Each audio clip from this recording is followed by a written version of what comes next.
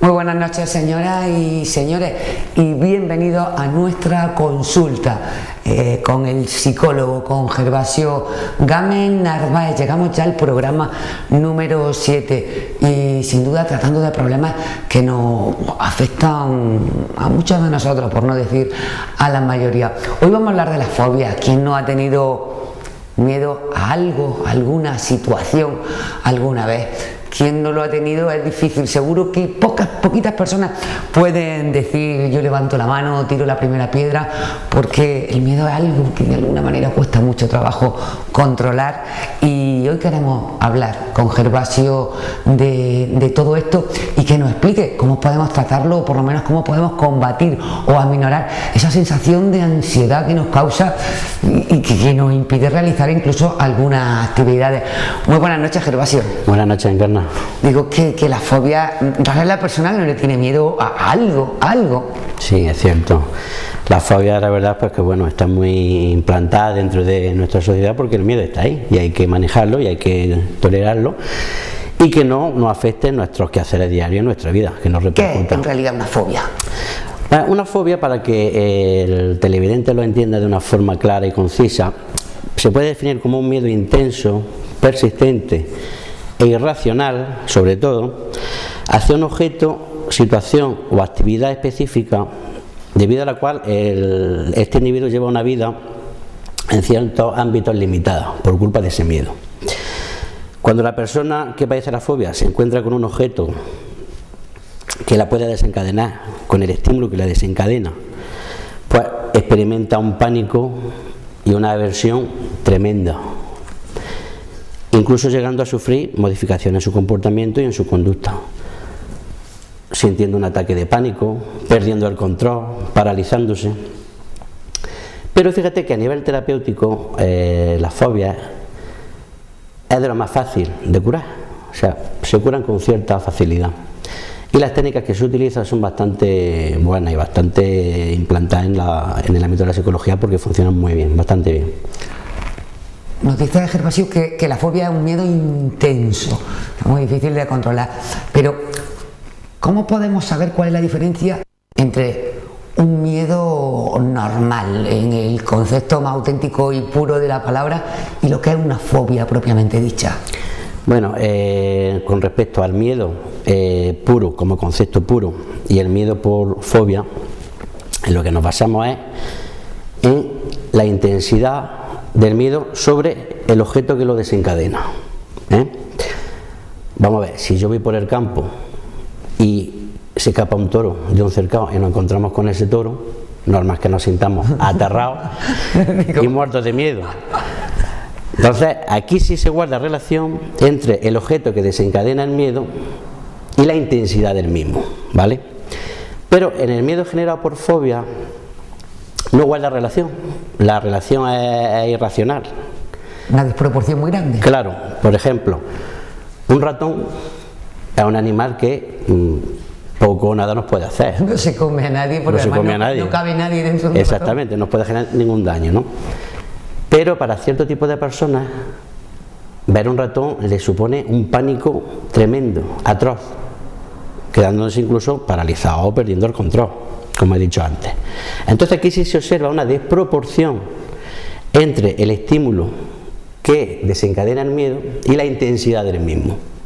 Es la diferencia entre lo que es un miedo real, como he dicho antes, si vamos a un toro, pues normal que sintamos pánico, o un ratón, o un cohete, o un ascensor, por ejemplo. Son objetos que no tienen por qué desencadenarnos miedo, pero nosotros los vemos tremendamente mal y nos sentimos pues tremendamente... Sí, lo que es tener miedo a un peligro que se llama real, exactamente. De verdad que el toro te puede pillar y te puede hacer... Exactamente, a un peligro que es irracional. Que es ya la patología. Claro, entonces la irracionalidad y la objetividad de ese miedo es lo que nos hace diferenciar lo que es el miedo puro del miedo por fobia. El miedo lógico, logiquísimo en el caso que nos has puesto, Gervasio. ¿Qué tipo de fobia nos podemos encontrar? ¿Qué tipo existen? Bueno, según los manuales diagnósticos, las fobias están clasificadas en varios tipos, ¿no? Tenemos el tipo animal, arañas, perros, roedores. Tipo ambiental, a la altura, tormentas, al agua. tipo sangre, inyección, daño, aguja, ese círculo. También tenemos el tipo situacional, por ejemplo, como aviones, ascensores, recintos cerrados. Y luego pues otro tipo. En los manuales de diagnóstico es curioso que siempre vemos una serie de tipos y luego pone otros tipos, como el cajón desastre, ¿no? Donde puede ser por miedo al atragantamiento, miedo al vómito, en fin, miedo a ciertas caras. Ya eso está dentro del ámbito de otros tipos. Pero lo que sí quiero dejar claro es que aunque existen varios tipos, tenemos que ver qué grado de deterioro y con qué frecuencia se nos pueden presentar esos miedos. Perdona, ¿dónde podríamos encajar? No sé si es una fobia o no es una fobia, pero ¿qué tipo de patología es una persona hipocondríaca? ¿Es una fobia a ponerse malo? Dentro de otros tipos. Miedo a la enfermedad. ¿Es una fobia? Miedo, sí, hay gente que tiene miedo a la enfermedad. Sí, mucha. Miedo a ponerse malo, con esa irracionalidad que he comentado antes, ¿no? Pero sí, se puede ver dentro de la gama de otros tipos. Sí, que le molesta que un poco y piensa que se va a morir, o que le duele el estómago y piensa que se va a morir. Sí, no obstante, también se puede ver como otro tipo de patología, indistintamente de la fobia. Pero como te iba comentando, hay que ver qué daño nos puede generar en frecuencia, o sea, con cuánto tiempo nos podemos encontrar ese estímulo, ¿no? Porque hay gente que puede tenerle fobia a las serpientes, ¿no? Pero en nuestra vida diaria no vemos muchas serpientes. No las encontramos normalmente. Prácticamente nunca, ¿no? A no ser que nos vayamos en verano a la sierra, no las podemos encontrar. Entonces esa persona sí puede realizar su vida de forma normal, aún con esa fobia, porque la frecuencia con la que va a aparecer esa fobia pues no es muy alta, ¿no? Pero por ejemplo, si le tenemos fobia a un gato, pues claro, gatos, vamos por la calle, es más normal que no encontremos un gato. Si cada vez que veamos un gato nos vamos a quedar paralizados, vamos a sufrir un ataque de pánico o vamos a perder el control, entonces sí nos afecta en nuestra vida y sí habría que sopesar la posibilidad de tratarla. Le tenemos miedo a los cohetes y vivimos por aquí, pues no es muy a menudo. Si vivimos en Valencia estamos perdidos. Pues, por ejemplo, imagínate en Falla una persona que le tenga fobia a los cohetes. Se tiene que ir y es una pena porque deteriora su vida, porque a lo mejor le encantaría disfrutar de las fiestas, pero como un componente de las fiestas son los cohetes y esta persona escucha un cohete y le da un ataque de pánico. O incluso una fobia que yo creo que es bastante común en mayor o menor medida, que es el miedo a la altura y que te impiden pues disfrutar de una vista desde una terraza, desde un ático, poderte comprar un piso con cierta altura. O hacer un viaje por miedo a los aviones. ¿Cuántos países bonitos del mundo nos podemos perder por no querer o por no poder, sobre todo, montarnos en un avión? Incluso personas que pueden tener miedo a tener un accidente y no quieren viajar porque les da miedo, porque creen que cuando cojan el coche. Cierto, sí que es verdad que la fobia está muy presente en nuestra vida. Me imagino que esto se trata, Gervasio, a nivel profesional, los psicólogos, las psicólogas, tratáis esto. ¿Cómo se hace esto? ¿Cómo es el tratamiento a nivel terapéutico? Sí, el tratamiento a nivel terapéutico, queramos o no queramos, y cuando yo le explico al paciente, el paciente se queda bastante, encogido. No hay más remedio que utilizar la exposición. O sea, hay que exponerse sí o sí con el estímulo que desencadena la fobia. No hay caldo, tres tazas. Exactamente. Pero bueno, cuidado, tampoco quiero generar alarma porque hay muchos tipos de exposición, ¿no? Podemos poner a un paciente una exposición en vivo, que es ponerlo, pues, como yo digo, directamente con el objeto que desencadena la fobia. Un séptimo piso si tienes miedo a la altura. Sí. También podemos hacer una exposición de imaginación. Cuando vemos que la exposición en vivo el paciente no puede, de no hay manera, pues bueno, empezamos con exposición de imaginación. O para tipos de fobias que la exposición en vivo es dificultosa, porque para una fobia, para montar en avión, por ejemplo, no vamos a estar en el aeropuerto comprando pasajes de avión, entonces nos costaría... Barbaridad. Entonces se hace una exposición de imaginación y también ahora ha salido un tipo de exposición, lo que pasa es que ya la hacen ciertas clínicas muy especializadas en fobias, que es la exposición en realidad virtual, ¿no? Hay una serie de aparatos, de máquinas, que a la persona la mete en el contexto y se imaginan que están empezando a montarse en un avión, despegando, pero bueno, hay pocos centros en España que tengan este tipo de técnica, pero que ya se está empezando a implantar, ¿no? ¿Cómo sería la terapia en sí?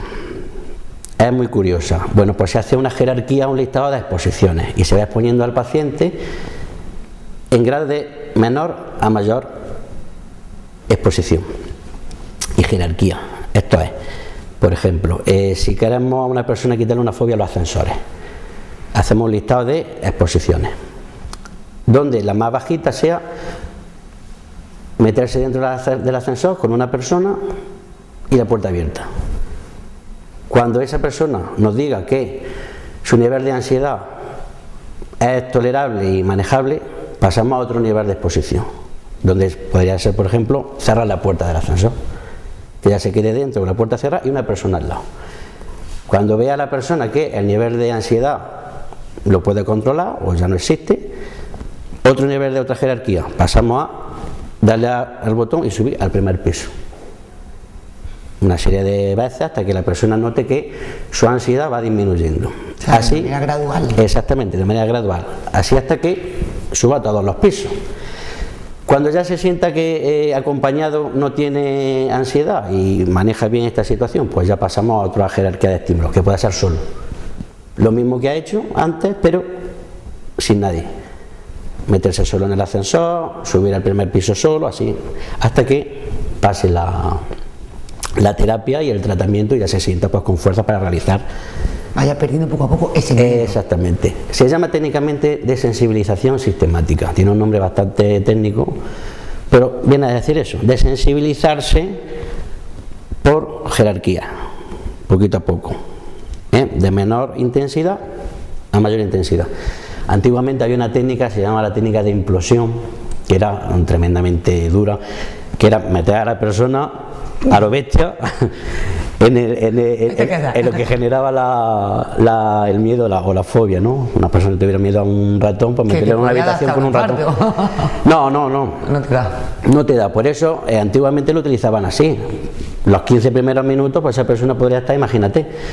Pero poco a poco, claro, o sea, y disminuyendo la ansiedad, pero a base de exponerse pues a lo bestia. Así que, pero bueno, yo todavía no creo que la implosión, que así se llama, se utilice mucho. Es que a veces da la sensación, porque no sé si lo que yo llego a tener es fobia o no, te pongo en mi caso, porque el más cercano que tengo aquí, la altura, no me gusta. Soy capaz de controlarlo en cierto sentido y me asomo y estoy, porque digo, esto no puede conmigo, pero lo paso mal. Y a veces te da sensación de que dices, no es que voy a caer, es que creo que es que me voy a tirar. Sí, claro, lógicamente. Y es un miedo tan extraño. Hay personas que tienen miedo eso, pueden pensar que van a perder el control o que alguien va a llegar por detrás y los va a empujar. Sí. ¿Verdad? No, por eso no quieres que te toque, claro, que una atracción y dices, dejadme porque yo lo controlo, pero no me toquéis. No me habléis. O pensamientos automáticos, desadaptativos, como diciendo, oye, ¿y si pierdo el control y me tiro? No, pues no. Esos son pensamientos que hay que ir quitando y demás porque no funcionan y no valen para nada.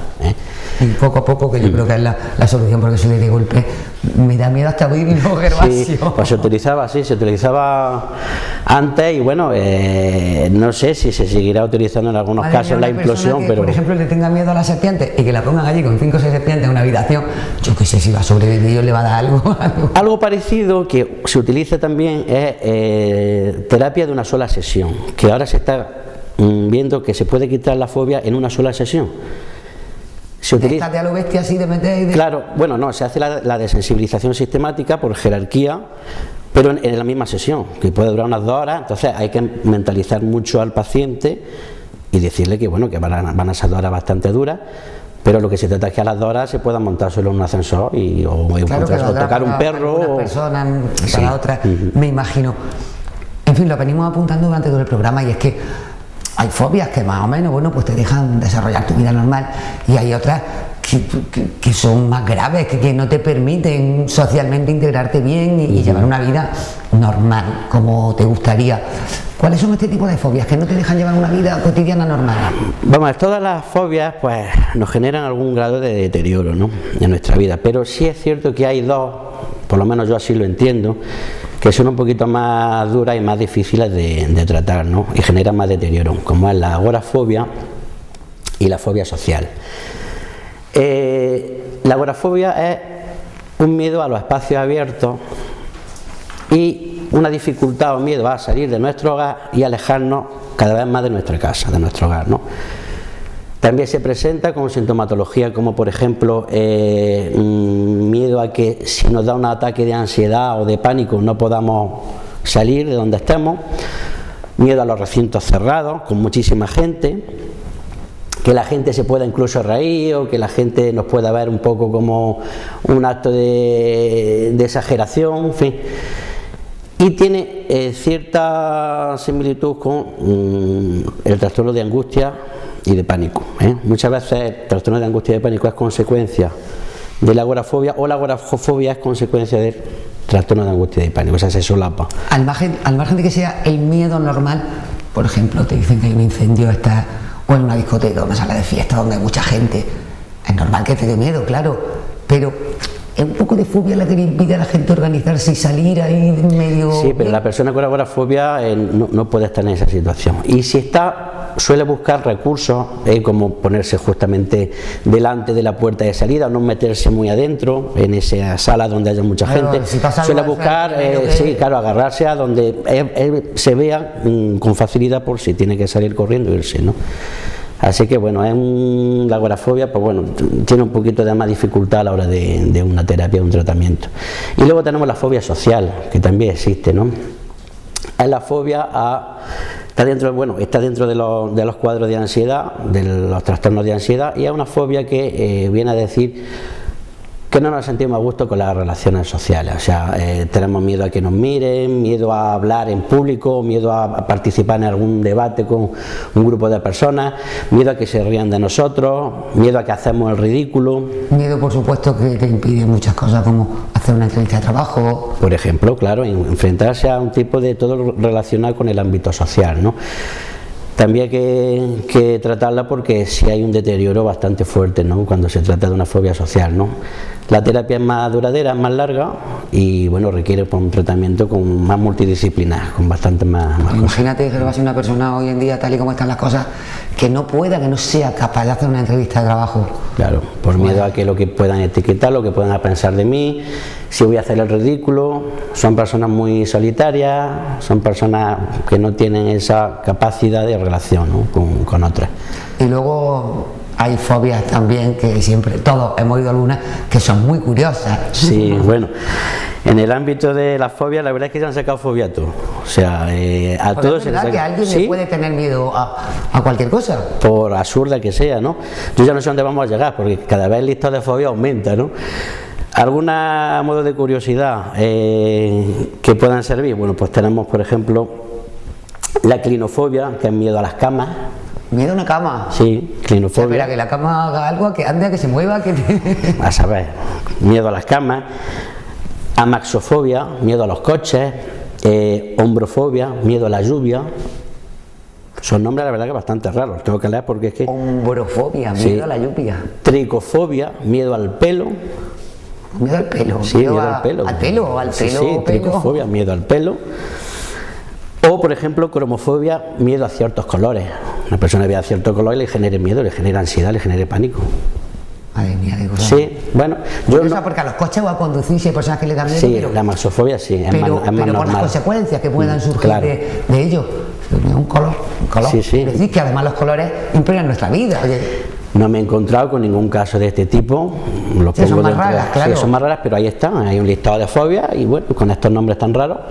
Me he quedado helado con lo de miedo a las camas. Miedo a las camas, no sé, a lo mejor quizá puede estar más relacionado con el tema de la muerte, de tumbarse, de tumbarte, no sé, puede tener algún tipo de relación rara. O a la lluvia, bueno. O miedo a la lluvia. Sea torrencial y que te pase, no sé. A saber, cada persona somos un mundo, eso es lo cierto. La mente a veces juega malas pasadas y en este tipo de cosas sobre todo. Importante, y siempre lo decimos, cuando detectemos que tenemos un miedo, además que nos impide, Gervasio lo viene diciendo, este es el 7º programa y yo creo que es una de las pautas que más le he oído decir, y es que cuando algo nos impide desarrollar nuestra vida normal, alarma. Sí. Alarma, si hay algo que no, un estado de ánimo, un color, porque yo esto del color también me deja alucinar, algo, cualquier situación o cualquier cosa que nos impide desarrollar nuestra vida normal, una señal de alarma, y siempre, cuanto antes mejor, acudir a un profesional, a un psicólogo o una psicóloga. No me canso, para eso están, para ayudarnos, y si podemos evitar que vaya a más, pues muchísimo mejor y más fácil. Nuestro momento, la frase de la semana, Gervasio. La frase de la semana. Bueno, va relacionada con el miedo porque claro, está estamos hablando de miedo, porque la fobia no deja de ser un miedo, y dice, el miedo está siempre dispuesto a ver las cosas peores de lo que son. Anda, que es mentira. Sí, claro. Anda, que es mentira. Lo ponías tú clarísimamente de ejemplo con el ratón. Claro. Que no se come a nadie, que no cabemos con una persona, no cabe dentro de un ratón tuyo así de chiquitín. Pero el miedo nos genera que veamos las cosas peores de lo que son, o con más importancia de la que tienen. Un dragón de 7 cabezas, por lo menos. Exactamente, por lo menos. Bueno, pues como siempre ha sido un placer estar aquí en la consulta de Gervasio Gámez Narváez, en la calle Gaspar Becerra de Baeza, justo enfrente, porque además yo desde la perspectiva que tengo con una ventana, pues desde aquí veo maravillosamente la fachada del ayuntamiento de Baeza, y aquí estamos en la gloria, ya lo saben, no lo duden, en cualquier circunstancia en la que ustedes vean que tienen dificultad para desarrollar su vida normal, desde que se levanten o incluso cuando se van a acostar, el sueño, la fobia, las depresiones, la ansiedad, cualquier problema, como veíamos la semana anterior, de carácter sexual, cualquier problema que ya les digo, no van a ser un poco menos felices. Los psicólogos y las psicólogas están para escucharnos, para atendernos y sobre todo para darnos esas pautas terapéuticas que sin duda nos van a ayudar a llevar una mejor calidad de vida. Muchas gracias como siempre cada semana por seguirnos, por estar ahí, por ser fieles a nuestra cita, y volvemos la semana que viene. Muchísimas gracias, Gervasio. Muchas gracias, Encarna. Buenas noches a todos.